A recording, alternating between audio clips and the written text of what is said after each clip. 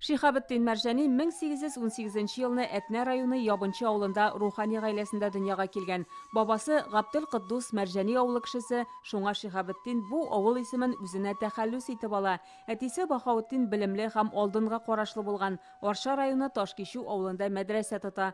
Шихабетдин аны тәмамлагач, үзе дә шунда укыта башлый.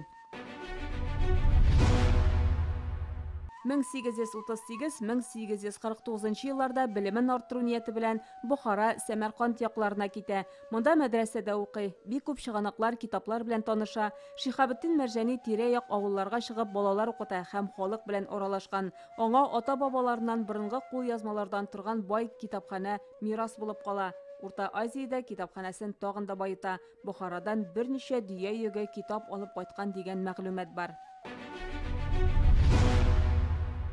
Урта Азиядан кайткач, Мәрҗанине Казанның беренче мәхәлләсенә мулла итеп куялар.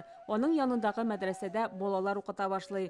Монда күп кенә дөньяви дәресләр кертә, укучыларны заманча фикерләргә өйрәтә. Тик бу кадимче мулла һәм иске карашлы байларга ошамый. Аны 2 мәртәбә муллалыктан алалар.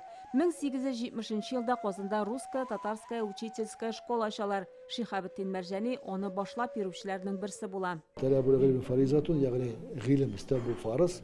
Бездән әйе балаларыбыз укыйлар, әмма ләкин бар бит фәкыйрь кешеләр. Аларның балалары, алар акча таба алмыйлар укытырга. Әйдәгез, аларны укытабыз дип, аерым бина алып, Захариевский урамында аерым бина алып, шунда фәкыйрь кешеләрнең балаларын да укытты. Ягъни әмма ләкин үзенең бөтен укыту белән багышлар бөтен тормышын үзенең. Шихабетдин Мәрҗани 30-дан артык гыйльми әсәр авторы. Шуларның 13-е аерым китап булып бастырыла. Аның һәр сүзе канатлы гыйбарә, кыю фикерләре бүген дә актуальлыгын югалтмый.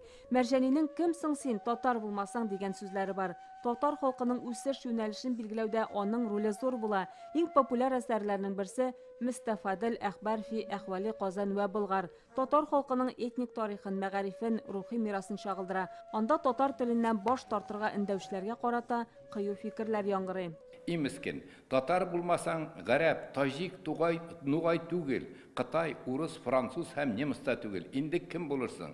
Мәрҗани фикерләүнең бер мантыйкы шушында. Инде хәзер татар исем безгә тарих үзе биргән. Шуңа күрә без татар исем белән дөньяга мәгълүм һәм ул исемнән баш тартып, бу инде бөтенләй теге бернинди кысага да сыя алмый. Татар халкын дөньяга таныту өчен ул күпчелек әсәрләрен гарәп телендә яза. Аның дингә кагылышлы күп тәгълиматларын гарәп илләрендә бүген дә кулланалар. Татарларга 4 түгел 5 вакыт намаз уку фарыз булуында Шихабетдин Мәрҗани дәлилли. Үз заманында Коръән тикшерү буенча комиссияның рәисе иде. Казан басма дигән Коръәни Кәрим дөньяга танылган булса, әлбәттә Мәрҗани хәзрәтебезнең монда өлеше бик гаять зур. Расм Усмани Коръән ничек басылырга тиеш хаталар турында аерым китап бастырды Мәрҗани хәзрәтебез. Һәр бер темага әйтерлек аның фикере булган китабы чыккан.